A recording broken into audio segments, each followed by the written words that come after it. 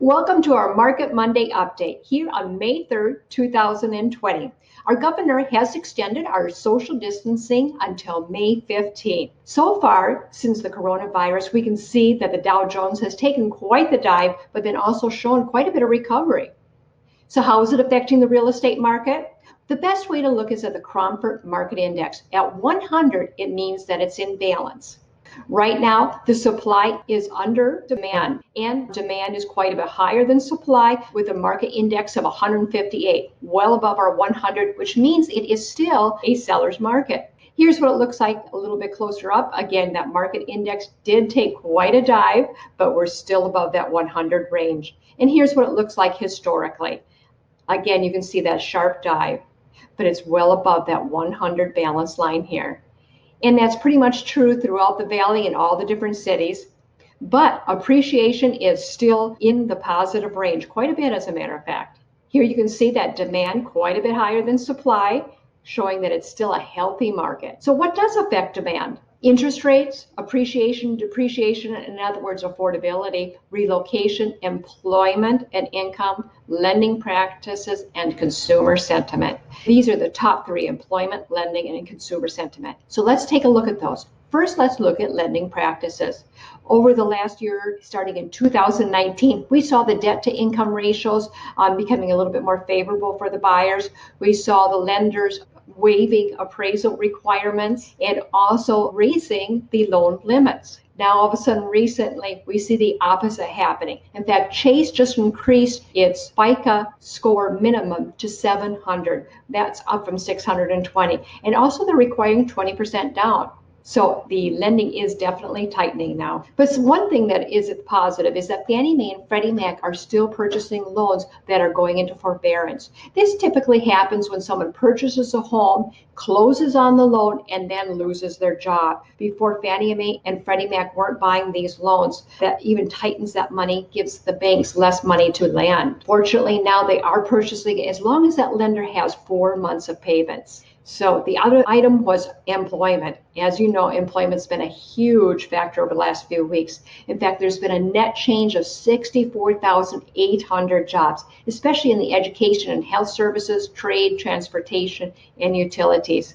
Here you can see those changes. Again, down here, leisure, hospitality, professional and business services. Here, it really puts it in perspective. You can see that our unemployment claims have been pretty steady over the last few years, and then a huge jump to 132,438 in the last couple months. This is especially in accommodations and food services and healthcare and social assistance. Healthcare because we had to cancel most of the elective procedures. Here's breaking it down a little bit further. Entertainment, recreation, no surprise to anyone, is it? But as we can see, the affordability is still in that normal range, which is 60 to 75. So what affects the supply? Well, new home construction, appreciation, foreclosures, but more than anything, those life events. Life events like marriage, divorce, death, job changes, and of course, consumer sentiment again. Now, let's look at that supply. There's been pretty steadily a 2.2% increase in listings. But now if we break it down a little bit further to recently, we'll see that there's negative 26%. In other words, people are just waiting to put their house on the market right now. Here you can see a little bit more historically compared to other years. There's been a 31% increase in the amount of supply in the last 6 weeks. But again, that's still way down from this time last year. Here, it breaks it down into the price range. You can see the change again here. It varies quite a bit. There's a huge jump in the 250,000 to 300.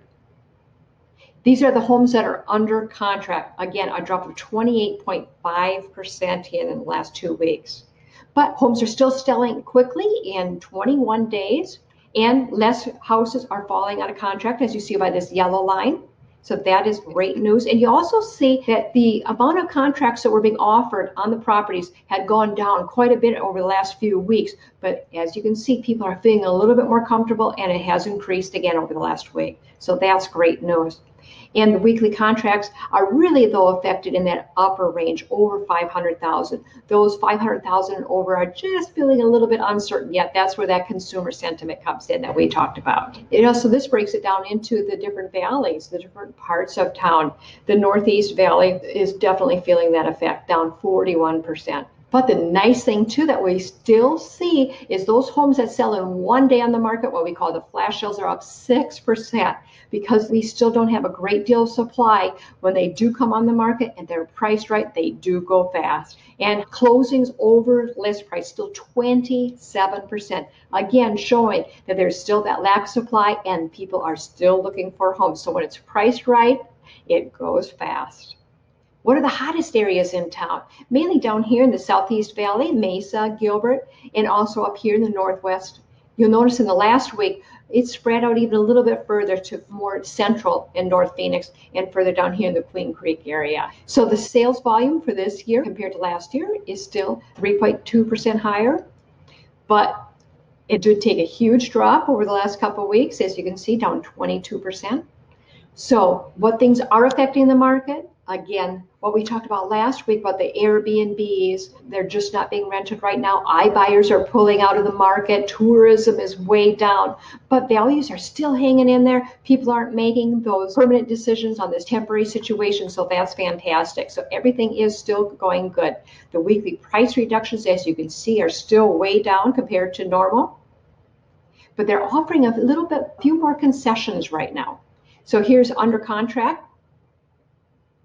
As you can see, the price has still gone up with just a slight correction, but that's also because this is average amount. That's because those in the lower price range are selling a little bit more, as we saw before. Those over 500,000 are just kind of holding off a little bit. Here's all those price ranges. As you look at under 500,000, it's a straight up position here, but over 500,000, as always, much more volatile. So this is the second week in a row where there's increased counts of new contracts accepted. So things are getting less bad, but they are offering a few more concessions. So we'll kind of keep our eye on that. So if you have any questions about the market, or perhaps your home specifically, or you're thinking about buying and you have some questions, please feel free to give me a call. Also below, there will be a link to a Calendly link where you can set up an appointment for a consultation. We can just hop on a Zoom and we can get together that way so that it's completely safe for you. But again, if you have any questions at all, please let me know either by texting, calling, or the consultation. I am passionate about helping people start their new chapter in their new home because I want to be your AZ Real Estate Connection. Thank you.